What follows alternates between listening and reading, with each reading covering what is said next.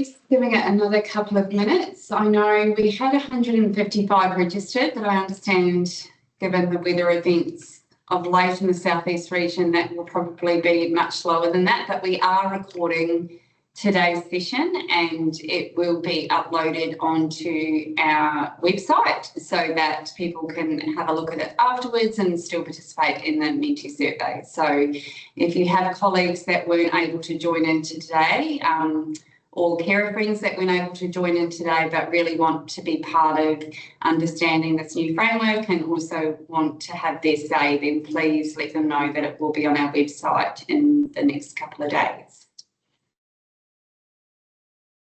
So I'm just going to give it 2 more minutes and then we'll get started.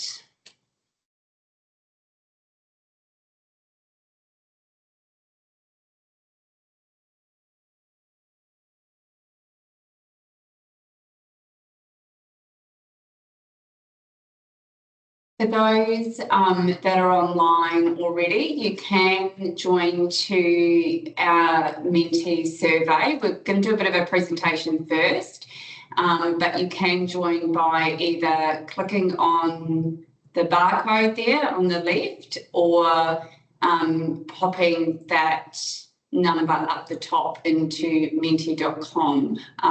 So just go to mentee.com and then it'll ask you for a code and that's the code. So we've just got a few slides to do before we get into the consultation part. But if you want to go into that now, you're more than welcome to.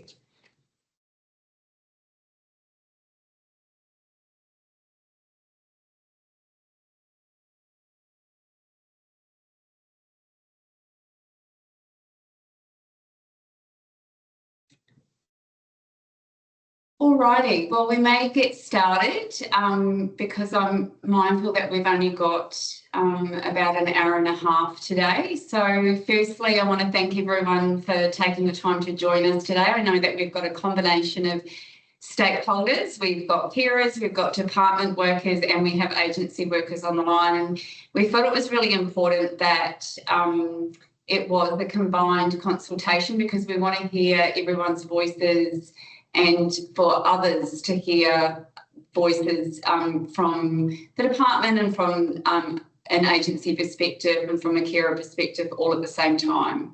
So thank you for joining us. I do want to start by acknowledging the traditional owners of the land in which we're meeting today. We're on Yarraga Turrbal land and pay our respects to elders past, present and emerging. And I want to extend a welcome to our Aboriginal and Torres Strait Islander colleagues and carers that we have on the line with us today. I'm Carissa Inglis. I am the Director of Operations here at Queensland Foster and Kinship Care. And have been part of the development of the Carer and Learning Development Framework alongside Child Safety. And I'll let Josie introduce herself. Yeah, my name's Josie Brenzer. I'm the Program and Project Officer at QFKC. So Josie will be monitoring our chat function today. So if you have questions, you are well able to put that into chat, and we'll be checking on the chat function and answering as we go along today. So please feel free to do that. This has been set up as a webinar, so it means that your cameras and your voice has been muted, but like I said, the chat function is there and available to use as well. Just when we've got so many people online, the webinar function allows up to 1,000 people. We did get 155 registered. We've got 50 online at the moment, so hopefully we see an increase of that as well. But I just want to reiterate for those that are online today, I really would like you to get this out to your colleagues and carer friends, because the more people that participate in the consultation around the carer and learning development framework, the better. We want to get this right. Okay, so Natasha Brennan works for Child Safety, and she was going to be here with me today, but unfortunately wasn't able to be. I'm not sure if we have Natasha online. I'm here. Hi, Natasha. good morning. I can't see anything, so I have enabled you. You're a co-presenter, so I'll let Natasha introduce herself, and do you want to just provide a little bit of background information, Natasha, about how the department's journey into the development of the Carer Learning and Development Framework? Sure.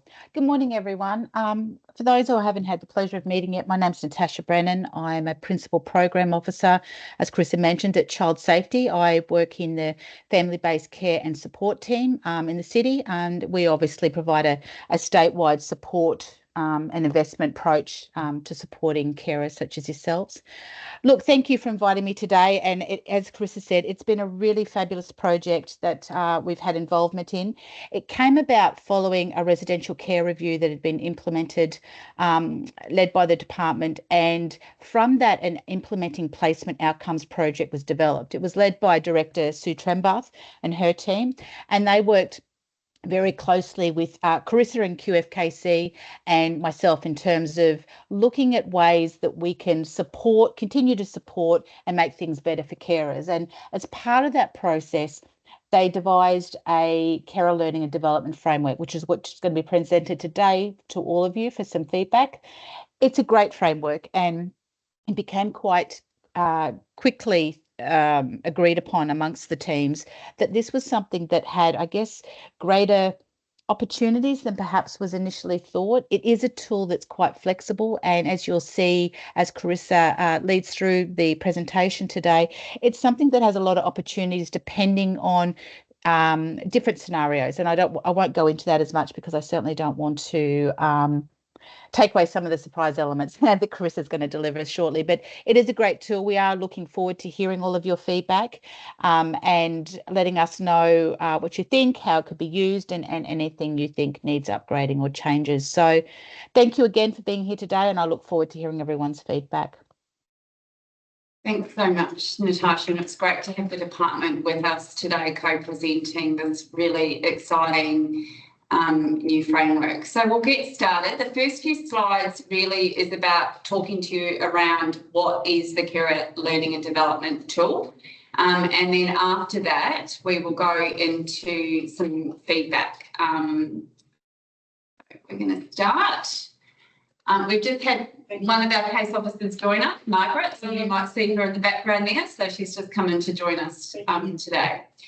Okay, so when we look at the Carer Learning and Development Framework, we need to view it as an educational pathway. And one of the things that really excited me about this framework is it just made sense. And when something makes sense to me, I think, and we can look at it from a practical element, then what that means is that we're in a better position to assist others to understand it and how we can use it in day-to-day. I think sometimes the complexity of the child protection system is such that things just don't make sense, and if they don't make sense, it becomes really hard to consider those things in the context of day-to-day caring.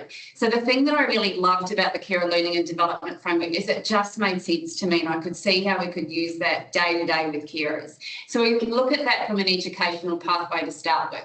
So it talks about the Carer Learning and Development Framework is that educational pathway that acknowledges that carers all bring different knowledge to the role and develop over time. So it shows that not every carer starts from the same foundation.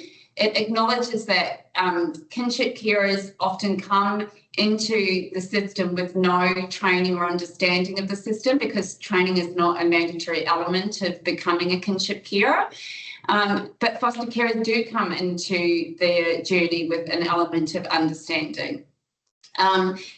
It talks about also foster carers holding general approval, obviously, like I said, have undertaken that preparatory training prior to approval, and that some of what is considered professional carers, and I use that term with, I understand that there is some debate around what is a professional carer and a general carer and a foster and a kinship carer, but when we look at it in the context of Ozcare, for example, where it's a paid carer model, there is an expectation that those carers, when applying to care for children, come with a level of understanding, expertise already in the role. So that's what we mean about professional care in that context. So I think that in itself is critical, because what it really recognises is that we can't have an expectation that all kinship carers, all foster carers, and all carers with caring for a specific child enter into fostering with the same level of understanding. We can't expect that foster carers have done the getting ready to start training and so they should know about trauma. It's about recognising that everyone comes into the fostering with different levels of expertise and understanding about different areas, and that we need to meet carers where they're at and then take them on that educational pathway. So the other thing it talks about, I'm just going to minimise this, is that care team approach. And this is one of the aspects of the carer framework that I just love so much, because what it acknowledges is that it's not just up to carers to have the knowledge and expertise to care for children in their care. It's recognising that for all children, it requires that care team approach, and that means that the CSO will bring knowledge and understanding to that placement. The fostering kinship care agency worker will bring knowledge and expertise to that placement, and of course the carer will as well. So, and it's a combination of those skills and knowledge and expertise that actually results in good outcomes for children. So we have an expectation that the child safety officer may bring some professional knowledge as well as knowledge about case plans or services. We understand and we have an expectation that the agency will bring specialist knowledge as well as advocacy and support to the carer household, and that the carer may bring a spectrum of knowledge from their own professional and personal life experiences, as well as detailed knowledge of the child if the child's been in their care for a length of time. Of course, if the child has only just been placed in the care, then they won't have knowledge about that child. The key is that each part of the care team will contribute knowledge, and each part of the care team will learn and grow together. So if we think about this in a practical sense, I want you to think about if we're looking from a foster care perspective to start with. So we have a foster carer that has a foster care agreement, and in that foster care agreement it says that the carer is open to caring for children with disabilities, and so we have a referral made to the carer to care for a child with Prader-Willi syndrome. For those that are not familiar with that particular condition, it's a genetic condition, and there are specific traits to that condition, such as overeating and learning difficulties. There's also issues around floppiness and muscle tone and a whole range of other things. Now, so let's say we're referring this carer, this child to this carer. What we need to do at this point is we need to identify where are we at what knowledge does the CSO bring? Do they have any knowledge about children with Prader-Willi syndrome?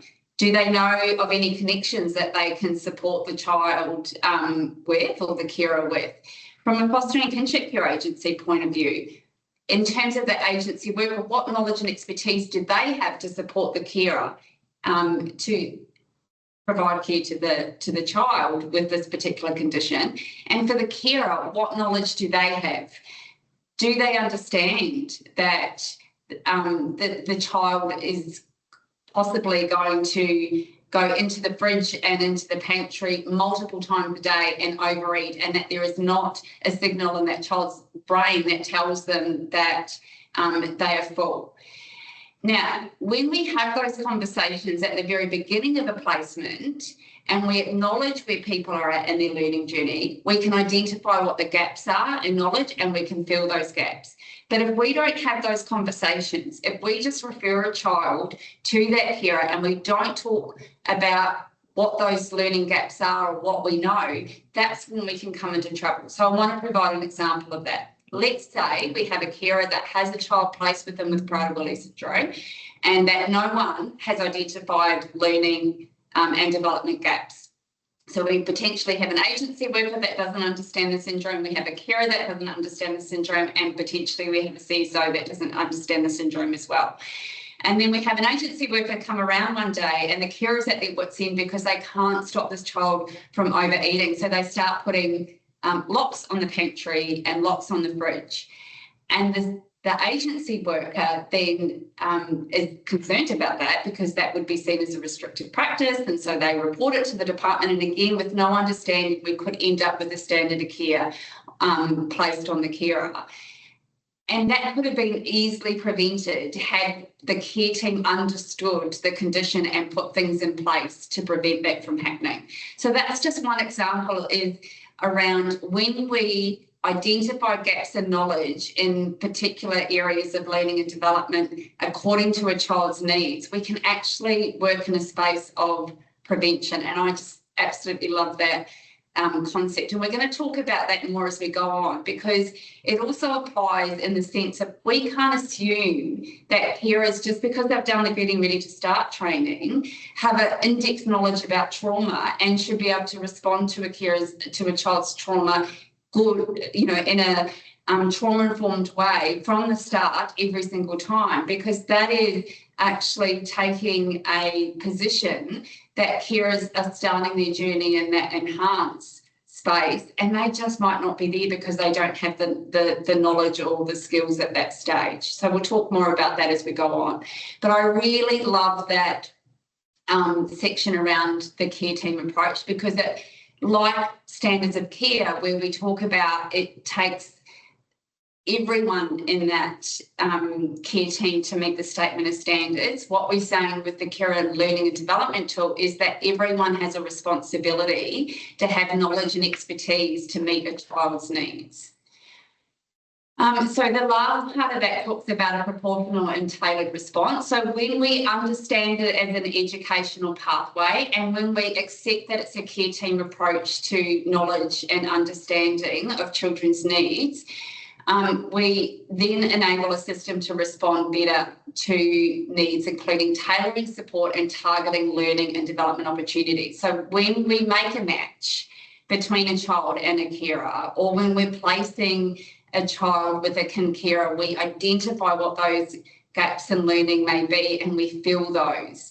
But it also means that when worries arise, that we can that they can be considered in line with where the carer is at in their learning journey. So, for example, we've placed a child with a grandmother. It's very early on in the placement. We've not equipped grandma with any knowledge and understanding about providing a trauma-informed response. And then we get some worries raised around grandma's responses to the child, that she may be raising her voice, that she may be using derogatory comments. What the Care Learning and Development Framework talks to us about is that we need to consider what we have done to equip grandma to deal and manage trauma behaviours before we consider what our response to that will be. So it's really about, if we in that space acknowledge that actually we haven't got to that stage where we have properly equipped and enabled grandma to understand trauma-informed behaviours, and that needs to be our response. We really need to come back in and provide that training and that learning and development and support grandma to understand rather than respond in a punitive way. So it says that we would not expect a carer to know how to peg feed a child if they had not undertaken the specific training. We also need to ensure that we have proportional expectations in respect to our response to other worries, such as the carer being able to respond to a child's trauma originating behaviours. So that's an overall response there. And then I'm just going to come down and go on to the next slide there. So this section talks about 3 areas in terms of the development framework. So when we're looking at learning and development resources, we talk about a carer learning and development strategy as one element of the department's broader commitment to carers and the pivotal role they hold in the care system. So there's other elements as well, which include our carer recruitment and retention workers. So QFKC has retention and development officers. We've got 3 positions that cover the 6 regions, and, you know, part of their roles is about identifying what are the learning and development and training needs that we have for carers to equip them to actually undertake this really complex role of parenting within a statutory system.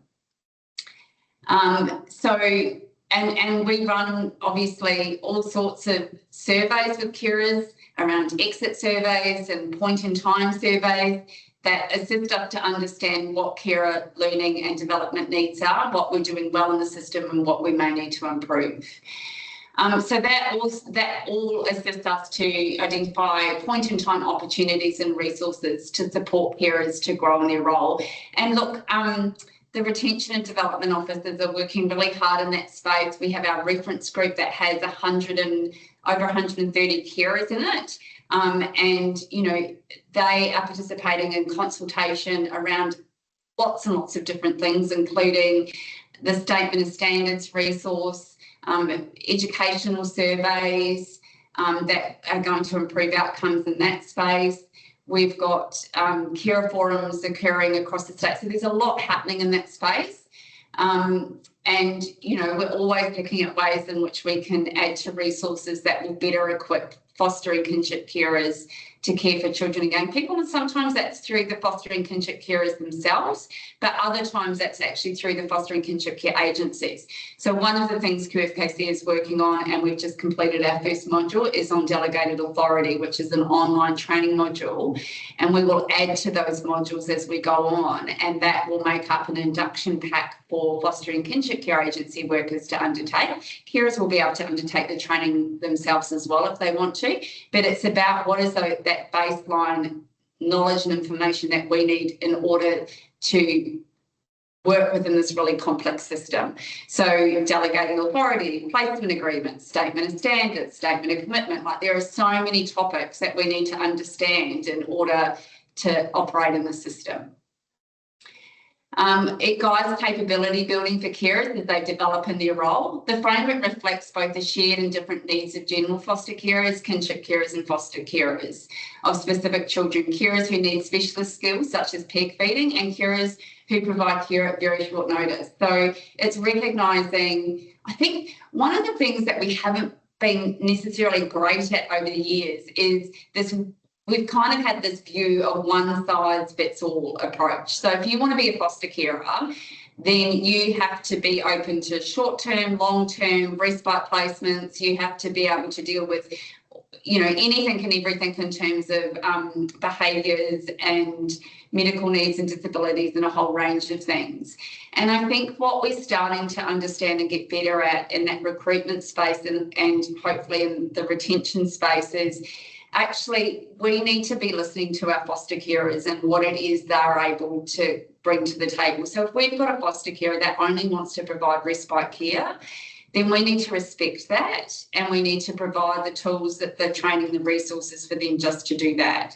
Because if we start to push the boundaries and say, oh, look, I know that you only want to do respite care, but we really, really need you to look after this child for longer or for this period of time, that's when we're going to lose carers to the system, because it's the families that understand where their limits are. It's also about recognising that we do need carers that only want to do long-term care, because we have over 5,000 children on long-term guardianship orders at the moment. And we also need carers that only want to do emergency care, and that in itself is a really incredible skill set to take on a child in an emergent time. What is it that we need from our carers in terms of their feedback to the department when they have taken on an emergency placement, so that we're equipping all of our different cohorts of carers with the skills sets that they require in order to provide the types of care that they want to. So this fits within the overall supports provided for carers and delivers opportunities for carers to acquire knowledge and skills to fulfil their responsibilities. So it's really about honing in on and really listening to carers. What is it that you want to do? What do you want to offer the foster care system? And how are we going to support you to do that? And for our kinship carers, this is what we feel that you may need in order to provide care to your grandchild or to your niece and nephew. What else is it that you feel that you need? So really just looking at carers as individuals and really responding to those learning and development needs from an individual perspective. So the next part is about the 5 E's, and this was a really big part of the framework, and you'll see as we go on how we've illustrated that. But I really like this part of the learning and development framework because it makes sense from a practical sense. And I said to you at the beginning, if I can see it in practice and it makes sense, then that really excites me. And this is the part, I guess, of the learning and development plan that excited me the most. So it talks about equip. So that first part is about what is the information, what is the basic information that we need to provide to a foster or kinship carer at the start of their role as an approved carer and to operate in the child protection system. And we're going to go into, we'll go into these 5 more. So I'm just going to briefly talk about them now, but we're going to provide you lots of examples of what that looks like in practice. But that equip is, what do we need? What is the basic information that you as a foster carer or you as a kinship carer needs at that very start of your journey in order for you to actually take on the care of the child? Then the next one is enable. So providing opportunities for carers to use the information they have gathered and begin to apply it. Okay, so enable carers to build on emerging skills and knowledge and use it to navigate their way around the child protection system. So we're still in those early days and we've equipped them, and now we're asking them to start to apply some of that knowledge. Embed is providing opportunities for continuous learning and reflection, so assisting carers to really start to embed the learning and identify knowledge that they draw on and the skills they use to contribute to better systems. Like I said, we're going to get on to some really practical examples of this. Enhance is providing opportunities for continuous learning and reflection, supporting carers to really deepen and enhance their learning by sharing their knowledge with other carers and skills and experience. And so that's when, you know, we start to use the knowledge of carers in that space to actually inform our carers that might be at equip and enable. And then extend is providing carers with in-depth information to enable them to be responsive to the specific needs of a child, specialise in the type of care they provide or in a related role such as advocacy or peer support. So carers apply their expertise to improve systems. So that's when we've got carers in formal mentoring roles, such as, you know, a support team member or the Mockingbird example that Life Without Barriers has, or many foster and kinship care agencies have different versions of that in terms of using them more experienced carers to support those carers that may still be in that equip and enable stage. The modes of learning talks about understanding that learning comes in many different forms, and we need to recognise that people have different learning styles. Some are visual, some need to do face-to-face, some only want to do it online, and there's lots of factors that contribute to that as well. What we know is that 20 years ago, we had carers that were at home looking after children and had capacity to come to face-to-face training during the day. That's just not what the demographic of carers typically is. And, we're recording this session today because there's many carers that couldn't be here today to participate in this and require the opportunity, obviously, to do that. So we need to respond to the needs of carers where they're at. And that is about providing different modes. So yes, face-to-face training should and always will be an option. Groups, online, self-paced, podcasting and audio learning. So QFKC is about to embark on our own podcasting journey. So watch this space. The first one we'll be doing is on standards of care. And that's in recognition. I'm a avid podcast listener, and I spend a lot of time in the car, and that's when I get to listen to podcasts, and I take so much information in. And again, when we think about carers being time poor, if they are spending lots of time in the car, then that may be an opportunity where they can listen to a podcast and get information about something that they would like to. So resources include materials ranging from awareness to basic competence and mastery, across those 5 levels that we just spoke about, from development of awareness through to understanding, application, analysis, synthesis and evaluation. So care learning and development opportunities contain a base of materials created by the department and also those of other providers such as QFKC and fostering kinship care agencies, and specific packages can be tailored and designed for specific individual needs as required. Natasha, is there anything that you want to add to that? No, I think you summarised that really well. Thank you, Carissa. Okay, perfect. Right, now we're going to take you on that practical journey and help you to understand about what this actually looks like when we put particular topics to it. And trauma is one that, of course, is an obvious example to use, because what we know is that the vast majority of our children come into care having experienced harm, and with that comes a level of trauma that we are required to respond to in a trauma-informed way, because harm has occurred to children in the context of a relationship.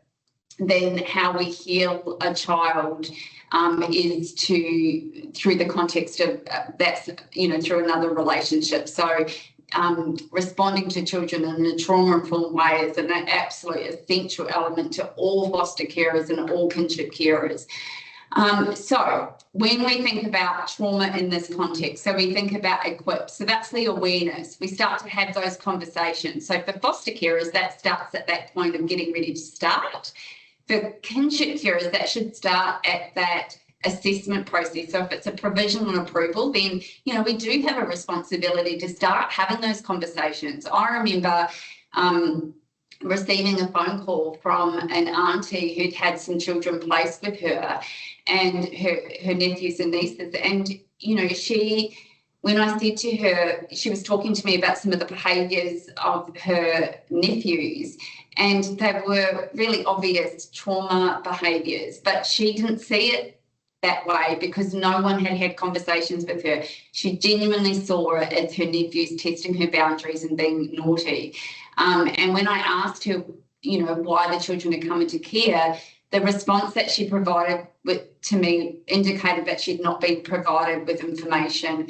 She talked about because the dishes hadn't been done and the house was a bit of a mess and, some very low-level things. So clearly there hadn't been some conversations with her about why the children were removed and what impact that harm would have on them and how they may start to behave in a way that was relevant to the trauma and the harm that they had experienced.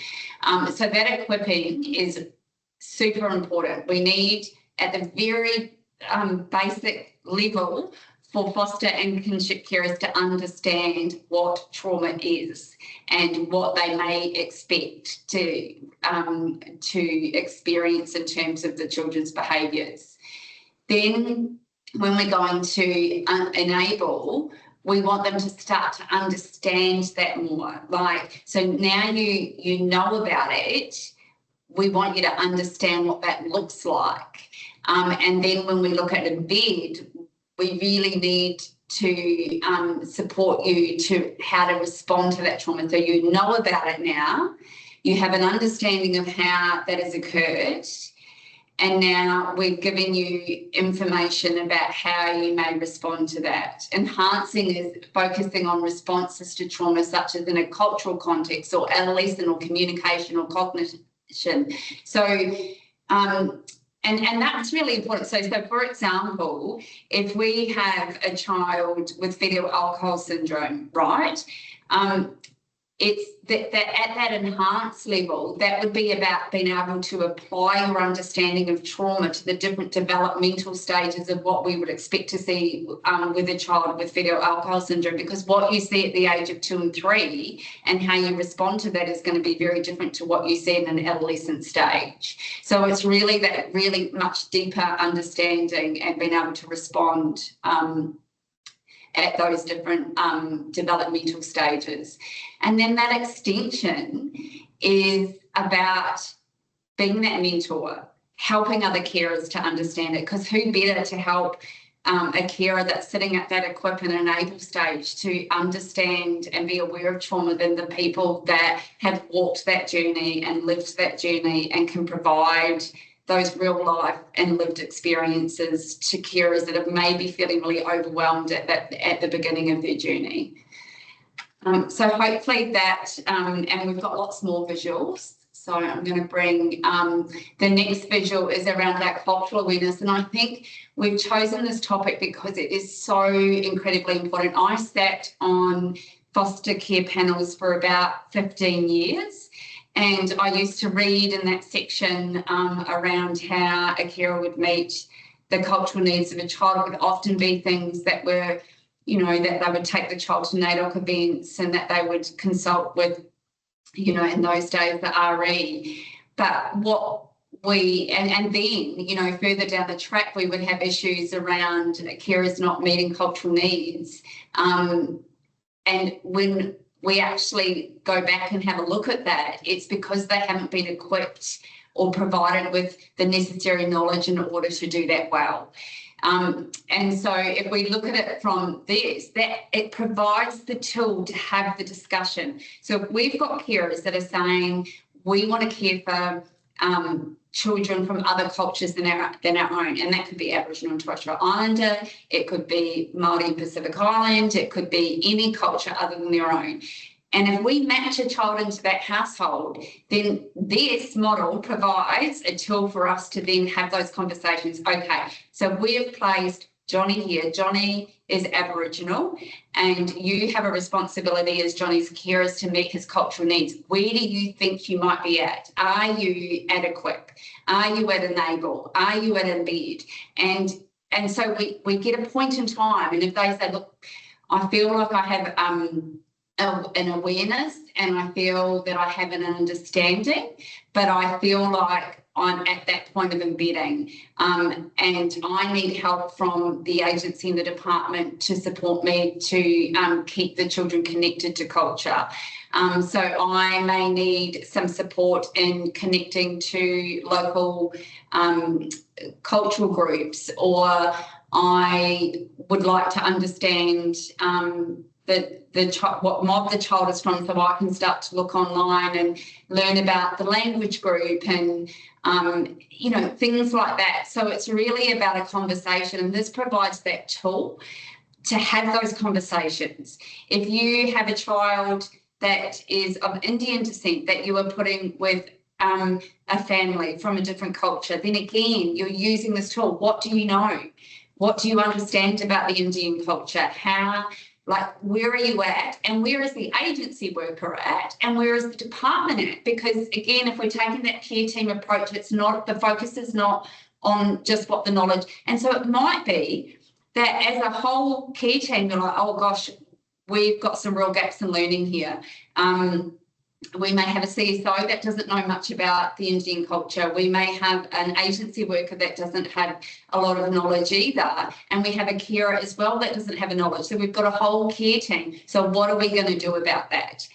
How are we going to fill those gaps so that the CSO is informed, the agency is informed, and the carer is informed? Because when we do all of that, the result is that the child then starts to experience an environment where their cultural needs are being met. So hopefully that is another good way of being able to illustrate that. So Sue Trenbar. So Carissa, sorry. Oh, sorry, Yes. because I was just going to jump in. Is that going to throw you? I was just going to No, just on that previous slide. Sorry. The only thing I'd say also is, and Chris has certainly covered so much in that as she shared with you, but one of the things to take away also, if you could just jump back one slide, if that's okay, Yeah, sure. is that each of the steps are sequential. So and that's purposeful, that it's about starting at one level and building upon it as you further develop. The second is that it's individual. So no two people in a room would necessarily be at the same point always on every topic that's involved in caring for a child. And also that is because it's unique to that individual, it's a really good conversation and self-reflection piece. It's something that you as an individual can reflect on as to where you see yourself on any given topic and where you fit on that spectrum versus seeking feedback, I guess, from whether it's a carer agency or whether it's someone in the department or so forth, as to where they see you, and building upon that a plan for further development further. So yeah, I just wanted to add those extra few comments. That's all. Yeah, thanks for that. And I think those are really good points, and just continues to highlight that this is an individual journey and it's a tool and it enables conversations. So if we apply the Prader-Willi syndrome to this, and I'll go to the next slide because we can use that.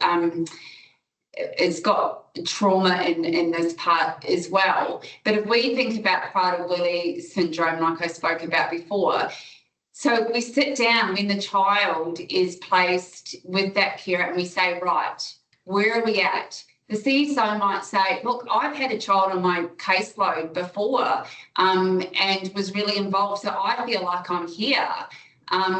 And the agency worker might say, well, I've never, so I feel like I'm at the quip. I have an awareness of Prader-Willi now because I've done a couple of quick Google searches, but I feel like I'm sitting here, and that the carer might say the same. I'm sitting here as well. So what we've been able to identify in the care team is that we have a CSO that's here and then is, with that knowledge, is able to share their knowledge with the agency worker and with the carer to enable them to be able to respond to that particular need. If we had a CSO that was here as well, then we have a care team that's all sitting at that equip. So then as a care team, we have discussions around how are we going to get the knowledge and the information that we need to start to work our way up so that we're meeting the needs of the child and, ensuring that we're moving through these sequential steps, as Natasha is saying. So it's such a good tool. Any new child that has been placed with a carer, this framework can be used around, okay, what are the needs of the child? Where are we at? If the child has been diagnosed with a particular condition, whether that's ADHD, whether that's fetal alcohol syndrome, whether that's ASD, like whatever the condition that they have been potentially diagnosed with, this framework provides a tool to start conversations about where each care team member is at in terms of their knowledge around that particular condition and what it is we need to do to kind of work our way up. Because when we work our way up to this, the experience of the child is that their needs are being met in relation to that particular condition. The other thing I'd just say is it's also indicative of a point in time, meaning that today I could sit down and say, well, in regard to peg feeding, I'm really at the equip stage, but hey, on the trauma side of things, I might be up to the embed stage. And that through further development as time goes on, and 6 months hypothetically, I might find that I score 1 or 2 steps higher in either of those topics as I work with others to get further development opportunities. Absolutely. And that's where your monthly home, so for the foster and kinship care agencies that are online with monthly home visits, that's a really good check-in point to say, okay, so, 3 months ago we were sitting at Enable in respect to your knowledge around trauma. And in this time you've finished your Hope and Healing now, and you've done some additional training, Circle of Security, and we've talked in our home visits about your learnings from that. So let's take a look at the framework and look at where we think we might be now. So it's a really good tool to bring into those conversations as well. And again, what this one illustrates is that it is that care team approach. This is not, it's not about one person needing to consider where they're at. It's about every one of the care team members. Yep. So someone mentioned that what if the carer is time poor supporting children in the home? It just happened that the expectation of the carer from the CSO at the child safety is far more than the carer can manage. This carer was made to feel that they were not up to the task. And I think, look, that's a really good point, that, that in order for a carer to have the time to actually, build their knowledge, we have to create that space and time, because carers that are working full time and caring for children and responding to what is a really complex system, that can feel like an impossibility. And I think that's what we talked about in terms of the mode of learnings. How is it that we meet the carer where they can be met? So is that about podcasting? Is that online?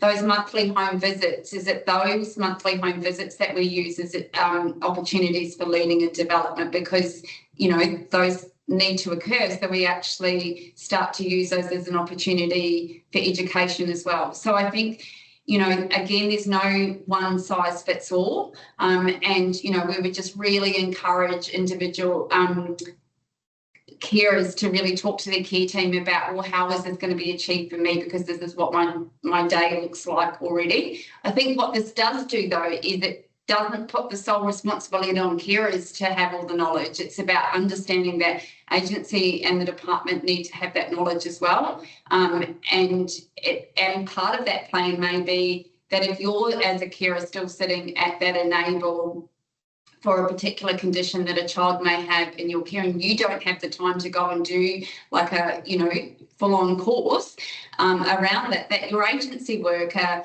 starts to gather that information and brings it to you in those home visits. Okay. Can I just jump in? Sorry, Carissa. I just want to say I'm really sorry that happened and apologise for that experience for the carer.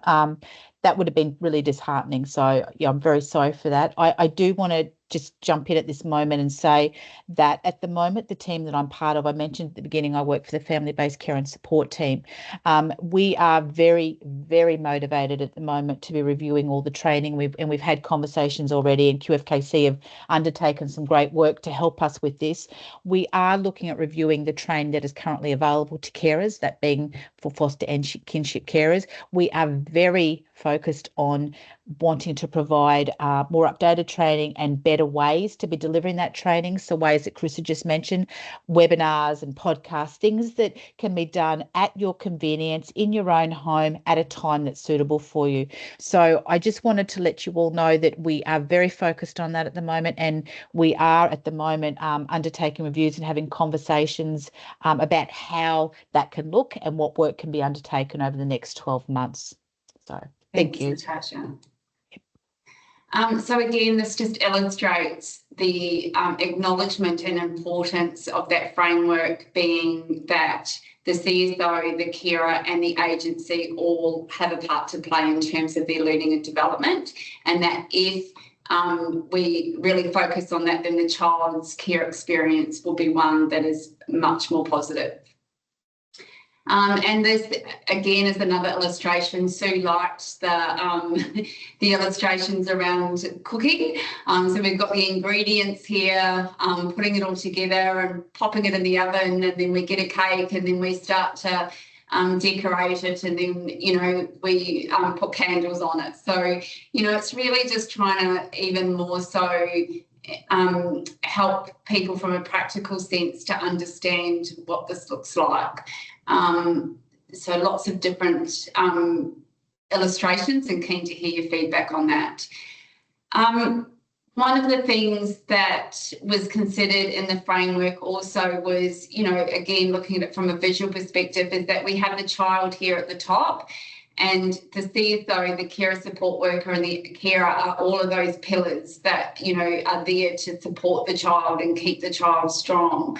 And that we require a base also here to hold those pillars that requires support for carer, respectful relationships, and financial and practical support. So that's another illustration there. So this is quite, a lot to look at, but essentially it gives you an idea about what's already in place. So from a kinship perspective, here are the things that we think a kinship carer would need, because remembering they don't do the getting ready to start training at the beginning. So what is it that, if they're not doing the getting ready to start training, what is it that the assessor should be providing information to the kinship carer in the assessment phase, whether that's at the provisional approval stage or at the initial assessment. So things such as, they need to know the child's needs, what their role in the system is, what their changed role in the family could look like, what decision making looks like, so what decisions they can make and what decisions they can't, parenting children with trauma, so what does that actually look like, intergenerational trauma, cultural awareness, Carer Connect, NDIS if applicable, all the information relating to finance, the statement of commitment, roles, rights and responsibilities, and helping them to understand what that looks like. What are community services that are available in the area? What are their QCAT rights? What is the complaints escalation process, and Charter of Rights for Parents? Now, there's a lot of information there, and some kinship carers might be sitting there thinking, oh gosh, if someone had have bombarded me with all that information at the very beginning, I'm not sure I would have been able to take it on. But I guess what we see from the other perspective as well is that if we don't provide the essential information at those early stages, then we actually end up having standards of care or placements breaking down or a whole range of issues because kinship carers just don't have the information that they need. So that is the same for foster care for a child specific. So that's where they don't meet the definition of kin, but they're only applying to be a foster carer for a particular child, so they don't have to do the getting ready to start training. So we're saying all of that information needs to be provided as well. And then for foster care, we've got our modules getting ready to start training, and then we've got cultural awareness, Carer Connect, information about the child protection system, NDIS, childcare payments, etc. And then, enable. So what are some of the things in enable that we would expect? So that's during the first 12 months, so that we're starting to understand and begin to apply.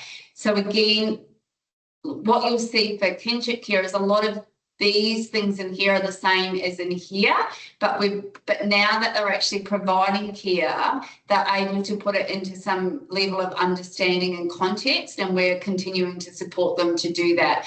Also, we put here our QFKC positive behaviour support training, which is currently sitting with the department and helps carers to understand the purpose of positive behavioural management plans. And here in foster care, what you'll see is in that first 12 months, it's about the modules 5 and 6, water safety, hope and healing, cultural awareness and capability, navigating the practice manual. So here's just some ideas. And the thing is that this is just a draft. And so if we're missing things from equip or enable or embed, enhance, extend, we're really keen to hear from you. So once we get into that embed, so 2 to 5 years, these are some of the things that we should be starting to look at more, and then getting into enhance and extend. So I'm not going to go into reading every single one because there's just too much there, but what you'll see up here in that extend is, we've got carers that participate in the Mockingbird model used by LWB. We've got QFKC support team, and we've got other models of carer support, i.e. the retention workers spoke about providing opportunities for retired carers to have an ongoing role in the life of carers by acting as a mentor. So those are just, some guidelines about what we would expect in terms of an overall knowledge to be a carer, not specific, but overall knowledge. What are the basic things that we need to be providing a kinship carer at the beginning, at that enable stage, at that embed stage, at that enhanced stage, and at that extension stage. And then as we go on, we've just got specialist care and professional care. So like I said, professional care, AusChild, and those new government trials, and the specialist care, the Ready Response. Specialist care where, they've identified to look after large sibling groups, where they just want to look after children that are on reunification plans. So this is what I was talking to you about before in terms of, recognising that carers are able to have their own cohorts.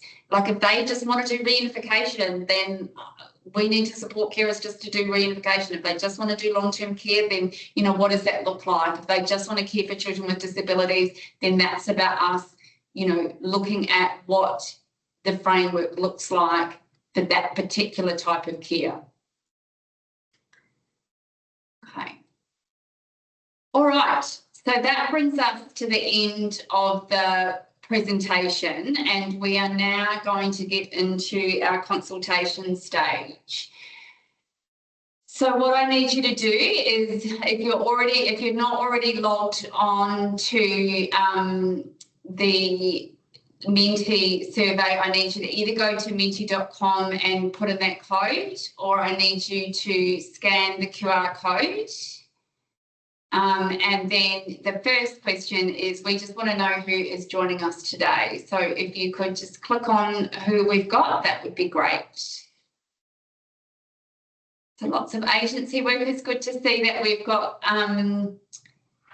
foster carers joining us. I hope we've got some kinship carers. It's not looking like that at the moment. Hopefully we see a couple come up there. Lots of agency workers, which is good to see. And I think agency workers, like I said, if you have carers that weren't able to be here today, but would really benefit from understanding and being consulted in respect to this, then I'd really appreciate you sharing the recording and giving carers the opportunity to participate.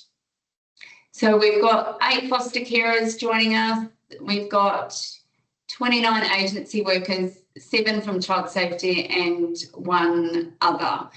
Like I said, we did have 155 registered to attend today. So we obviously didn't get the turnout that we were hoping for, and I expect that may have a lot to do with the recent weather events. I know Josie doesn't even have internet at her place at the moment, so that may be a contributing factor. So again, just really encouraging people to get this out to carers and fellow colleagues. Okay, so what are your initial thoughts of this draft framework? So do you love it? Do you think it needs work but has potential, or do you just not like it at all? And we won't be offended, but yeah, we're keen to hear your thoughts.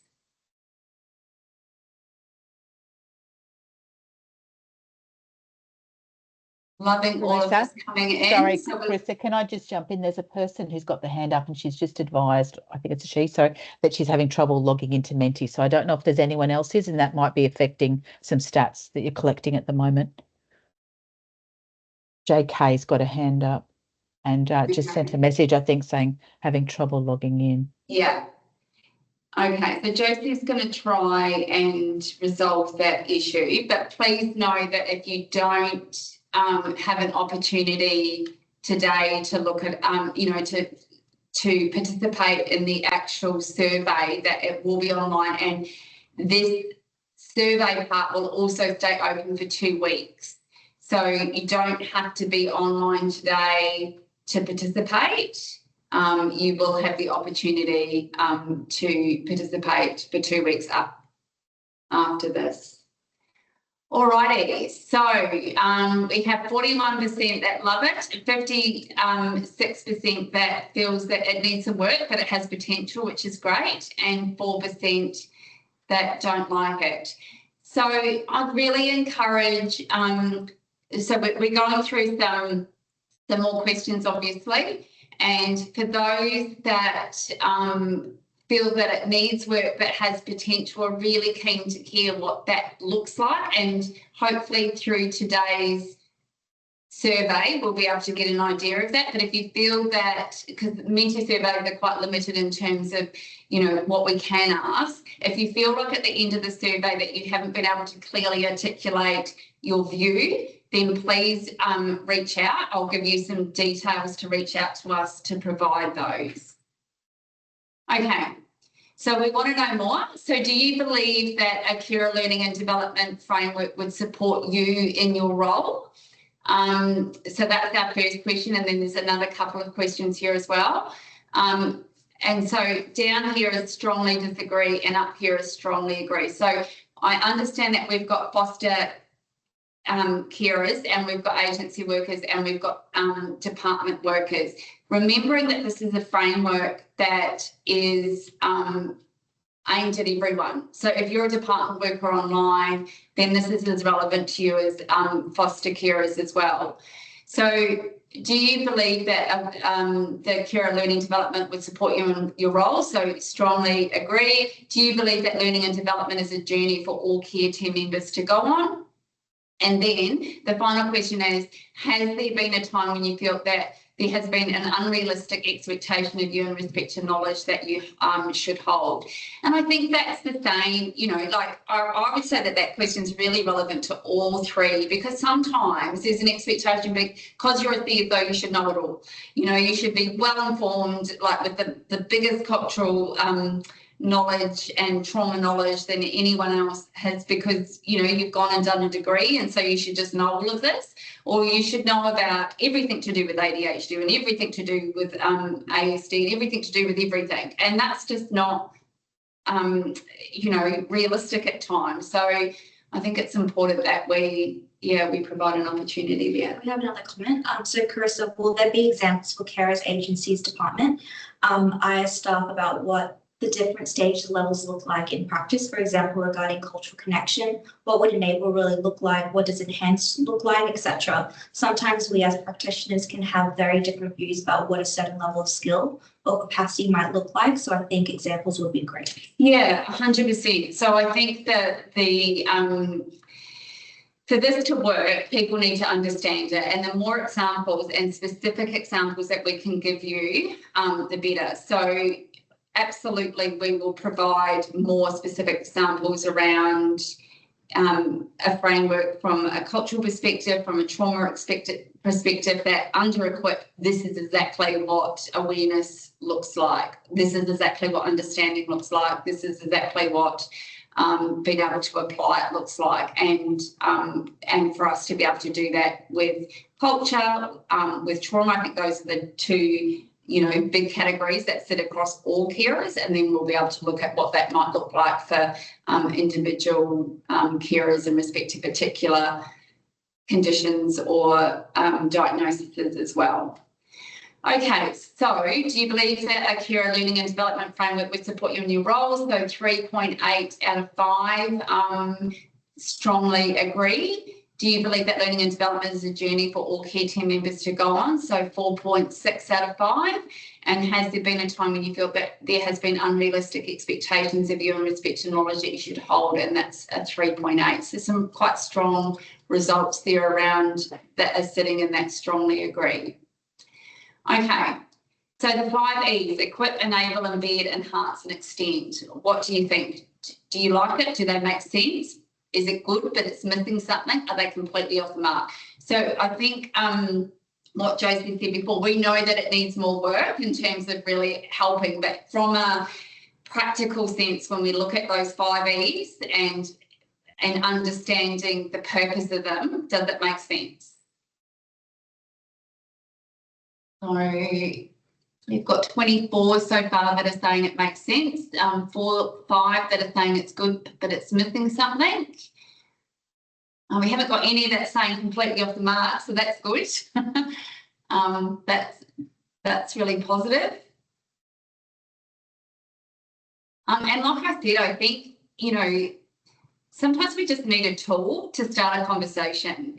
And I think this provides that tool to start a conversation. You know, can you imagine like contacting a carer and saying, right, you know, a foster carer, we've got a child, they have a diagnosis of fetal alcohol syndrome. Where do you think you're at? And because if this language becomes embedded in what we do, then it just becomes part of everyday language. So, you know, what I envision in years to come is that we'd be able to say to her, where do you think you're at with fetal alcohol syndrome? Do you think you're at this, or this?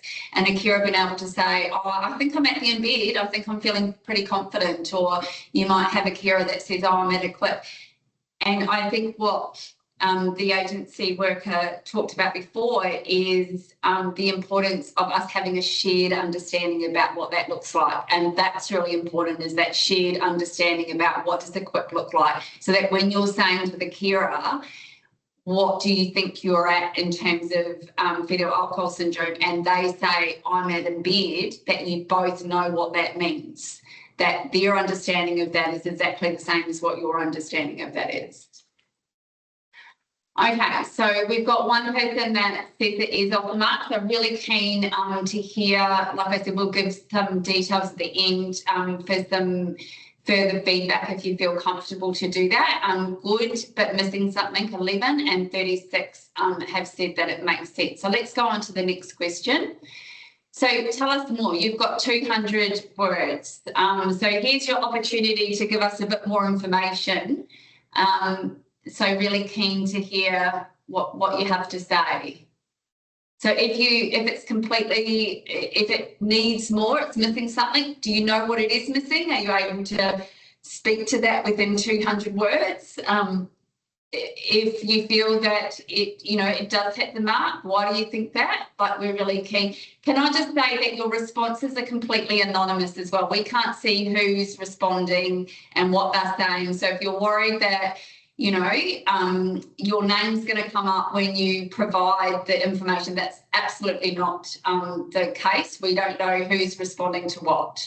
So I think it prompts a specific and open conversation rather than everyone having their own perceptions and assumptions. Absolutely. All carers should be required to complete compulsory training around trauma.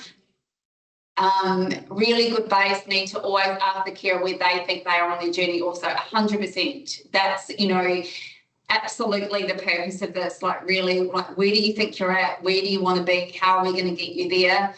The examples will be essential, 100% agree. It is a start, but we need to look at it again. I came in late, just really want to ensure that kin carers are not overlooked in this process.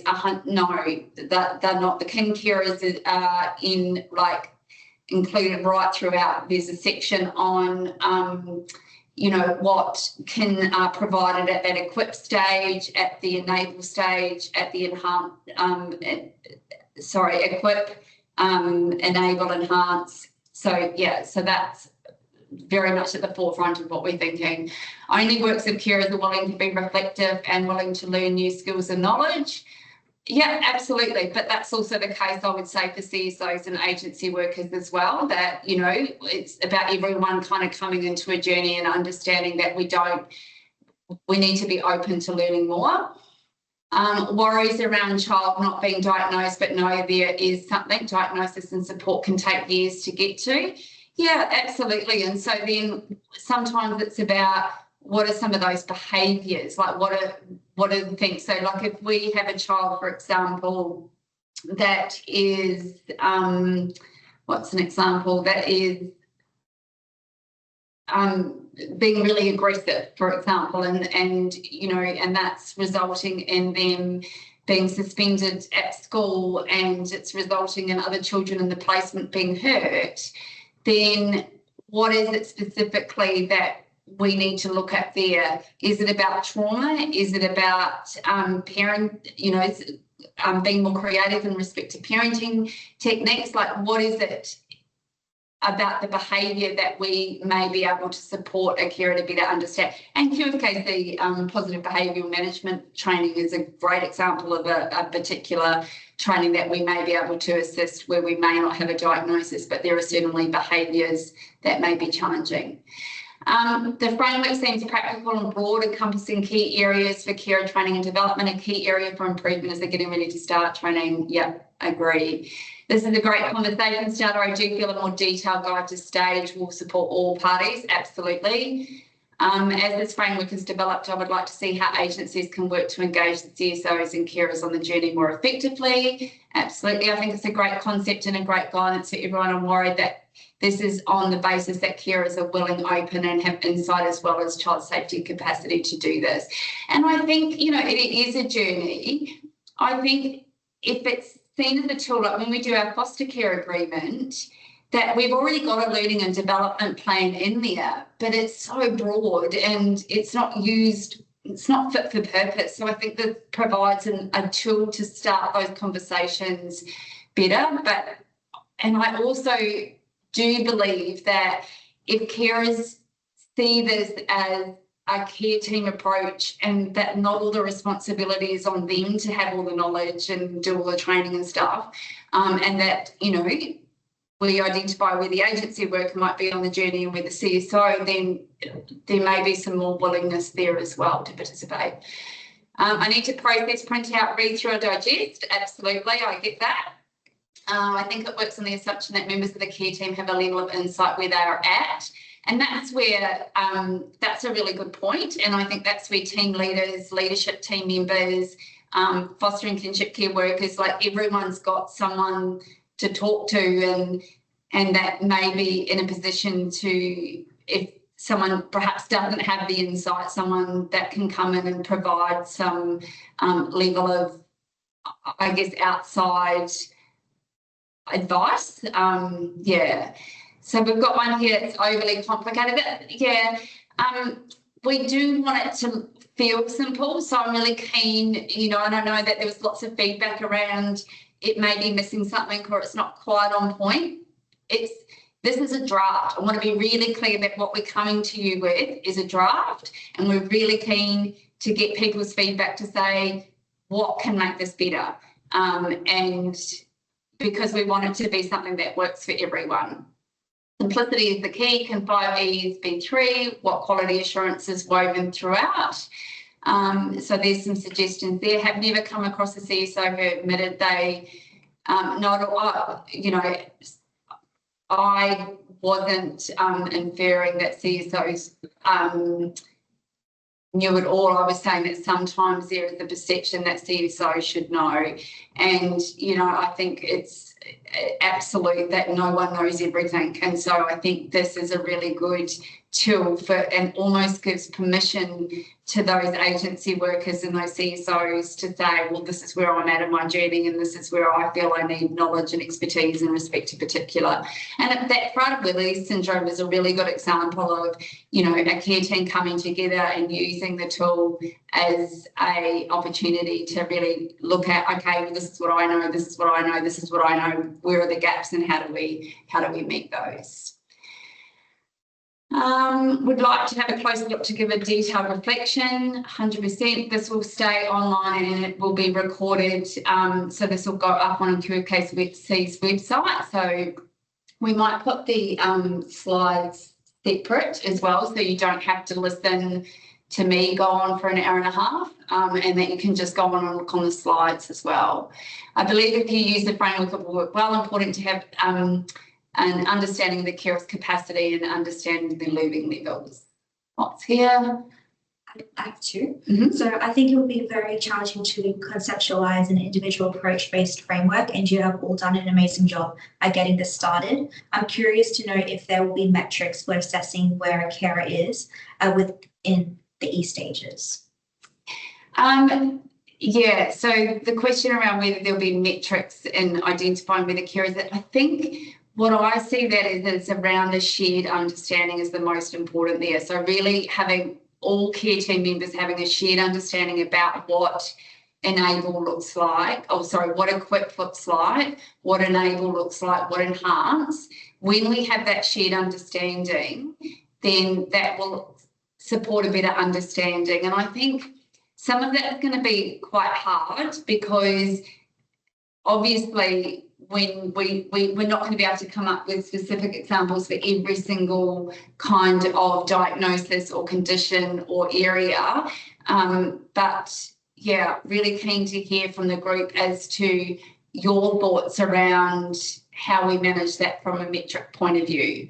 Like I said, we're in the draft, so really keen to hear. Carers need as much relevant information about a child as possible prior to the placement. Absolutely. This framework is great, but it needs to go hand in hand with information provision to care. Absolutely agree.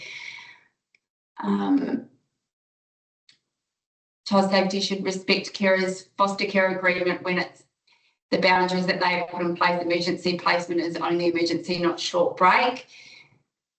Absolutely. And I think once we have the foster care, when we have foster care agreements in place, I look at the learning and development plan as being going alongside that. So obviously the foster care agreement goes into what a carer feels that they're able to manage in terms of behaviours and whether they're able to take children with disabilities or sexualised behaviours or children from a different culture than their own. So that, whatever that foster care agreement says, we should have learning and development plans around that to ensure that the carer has the actual expertise and support to meet the needs of the children that they've been matched to care for. 100% agree with the tool. I'm definitely going to use it to understand the level of where my carers will be at. That's exciting. I love the idea of learning and development framework. Biggest barriers can be the willingness of carers, particularly keen to engage in further learning and growth. Absolutely.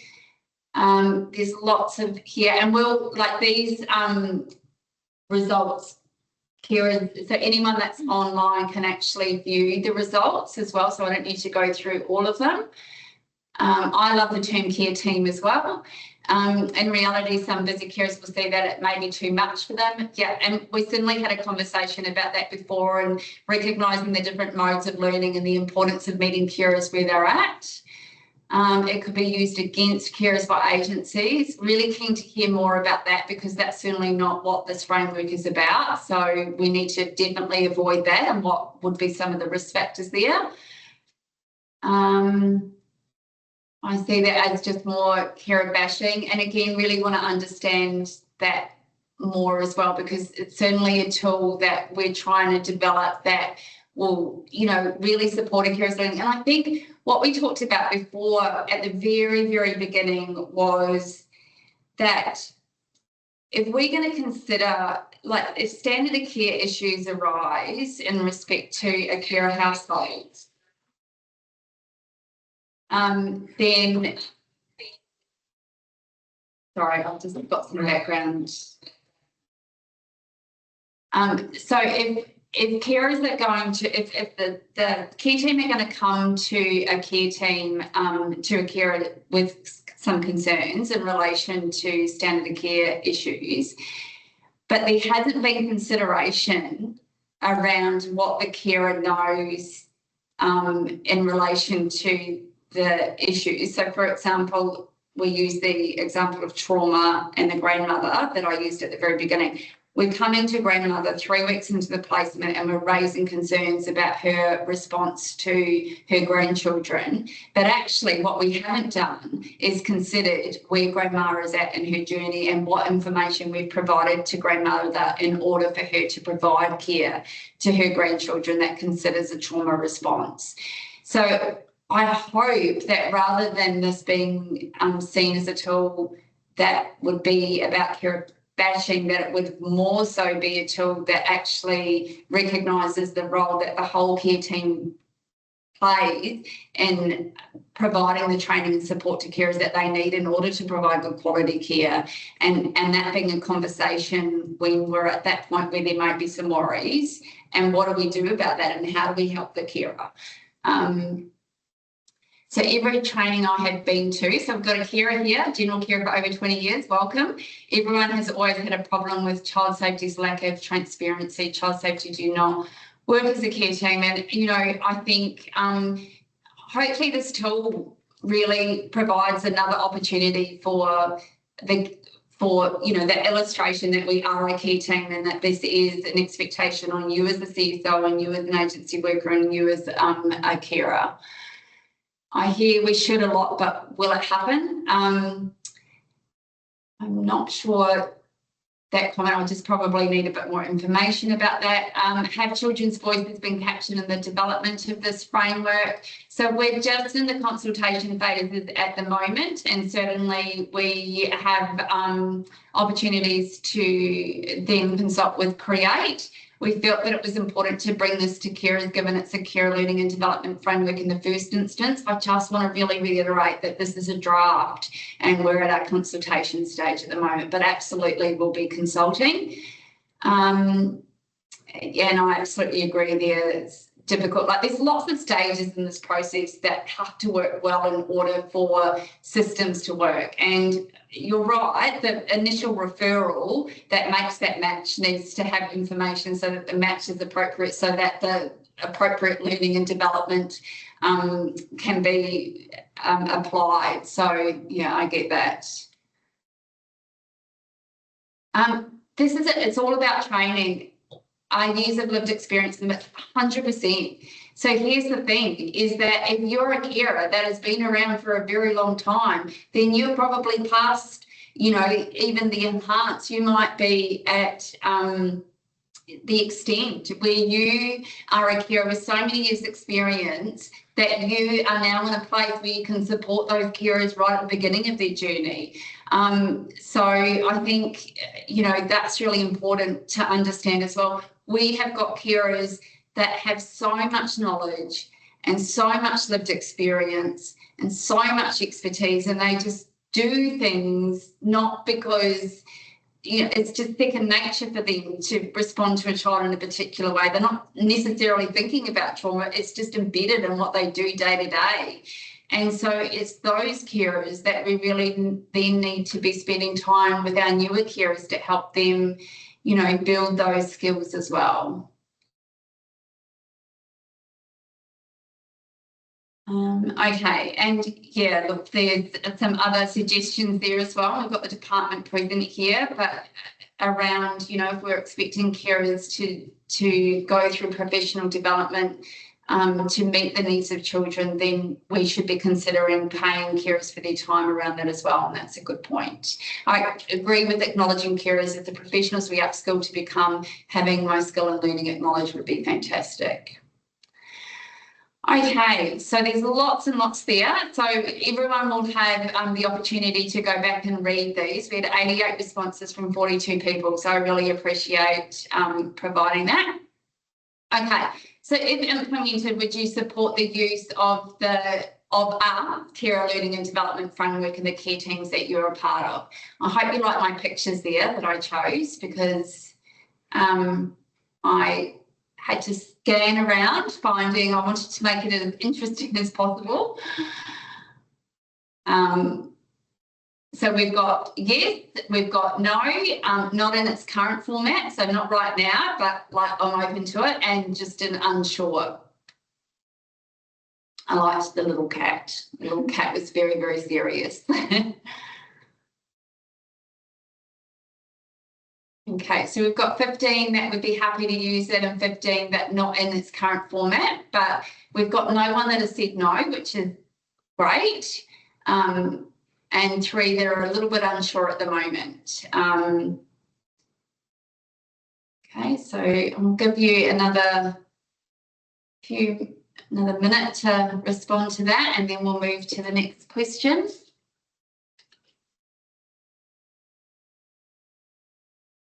I'm going to take all this feedback. We've got a meeting, Natasha, I think it's next Friday, not this Friday, but the following, and the department are really keen to hear all this feedback and then what the next steps are. So, and like I said, we're keeping this open for 2 weeks as well. So we really encourage you to put it out to your colleagues and fellow carers. Okay. Can you use a word to describe a strength? I'll give you the opportunity to identify a gap, but one word that if you feel that there is a strength that you would like to identify in the framework, what would that be? And then the next question provides the opportunity to look at what the gap might be. So we've got comprehensive, it's transparent, it has potential, I love that one, informative. If you see a word up there and you think, oh, it's already up there, I don't need to put it, you can put the same word and it would make that word go bigger, which tells us that more than one person has put in that word. So don't feel that you can't put a word up there that is already up there. So non-judgmental, it's needed, it's detailed, inclusive, I love that. Individualized, encourage, inclusion. We've got lots of potentials there, which is really exciting to see. Merit, it's got merit, I like that. Effort, yes, there was lots of effort put into it, thank you. Other words, structured, yes. 41 responses there, it's adaptable. Scaled, potential and inclusive and transparent. So I'm loving our care team, wonderful. Thank you, everyone. Like potential is just standing out for me, and I absolutely love that because I 100% believe it has potential, and I think it could be an incredible tool to start conversations. Growth. I'll give you just another few seconds. And now we'll go on to, thanks everyone, we had 63 responses there. I really appreciate that. Empowering, oh, I love that word. Okay, so now you get to describe any potential gaps. So again, the one word to describe a potential, any potential gaps so that we can, really focus our energies on how we might respond to those.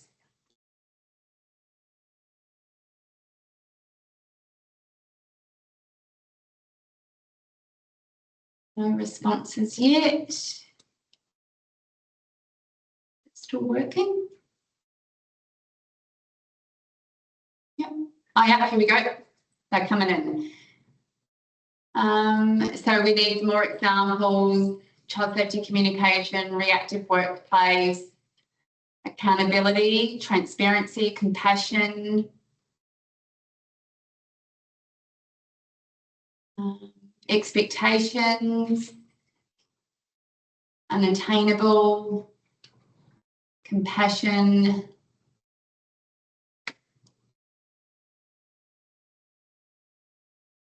okay.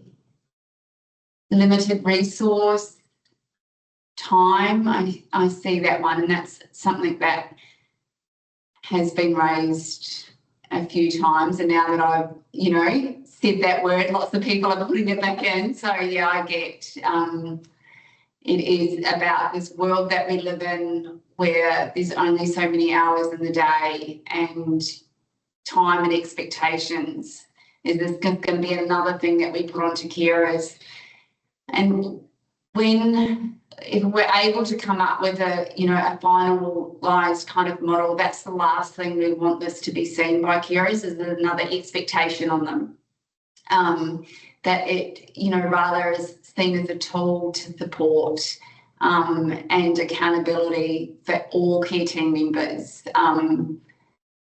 But that's a really good for us to understand some of the concerns. Practicality, statewide pressure, vacancy rates. I think that's really important as well. I was just talking to an RD yesterday, and we were talking about a matter that had 6 different, team leaders in the space of, I think, 1 year. So, that can make it really hard to come up with really good plans when the care team members keep changing. So I get that. So unattainable owners, you know, that the onus may feel like on one particular person, busyness, review process. Yeah, okay. Thanks for sharing that.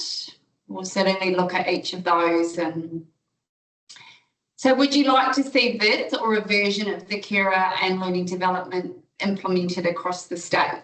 So for sure, no, or not sure. You see my little rocket here? Again, trying to be creative. I'm not a very creative person, so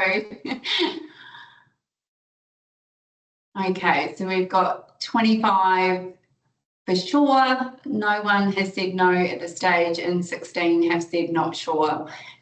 And I get that, you know, for some online today that, you know, you feel that maybe there's potential, but there's just needs some tweaking, and there needs more examples, and it needs a bit more work. And so I can understand not feeling like you want to kind of commit to saying yes, it should. What are the implications for you? What are the implications for carers? I just really want to, this is all about making a carer's journey, you know, easier. By recognising that we all have a part to play in providing them with the knowledge and skills to care for, you know, some of our most vulnerable children. So our intentions are very good.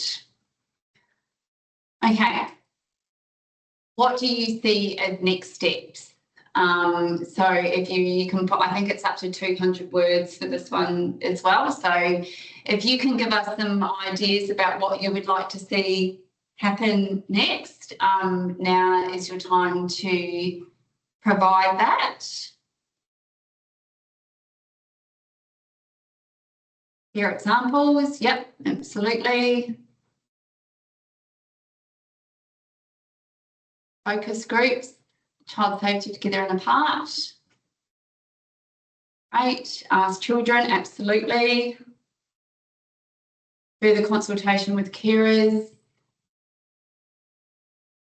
Trial it with test groups, that's a good idea. So a bit of a pilot perhaps that we could use it. That's a great idea. Like to give written feedback with suggestions and be part of a focus group. So another idea around a focus group. Ensure resources needed to meet stages. That's a really good point. So if we're going to kind of, you know, put this out here, then we need to be able to be ready to respond. So good point. Roll out the framework and aim to have a workplace champion to promote and support the framework. Great idea. So that's kind of around that pilot idea. Podcast dates. Watch this space. I keep pushing it out because things keep getting, you know, things are just super, super busy. But we hope to start having podcasts up in the next month. Yeah. And we've got some really great ideas. So we'll be doing ones on standards of care, we'll be doing ones on achieving permanency, but we're going to have the day in the life of as well. So we'll have the day in the life of a carer, the day in the life of a young person or a child, or a young person from Create, a day in the life of a birth parent, CSO and agency worker. So that will be our day in the life series, which we're a bit excited about. Partner in care consultation, change the name. Having the word care implies it's what carers need to do, not the care team. Yep. So, okay, that's a really good. So, care team learning and development framework. That's a great point. Develop resources to support a tailored response. Engage carers around participation barriers. If there are challenges, what are the solutions? And I think maybe again that idea of piloting or having a champion group put forward will help us test it as well.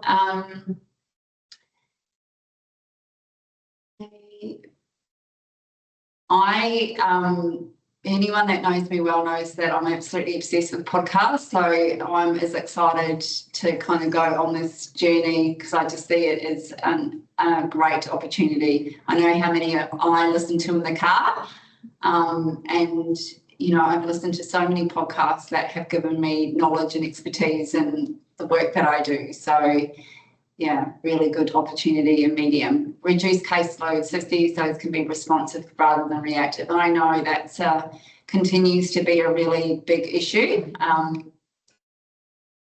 Prioritise training for carers to attend that suits them due to their busy schedules.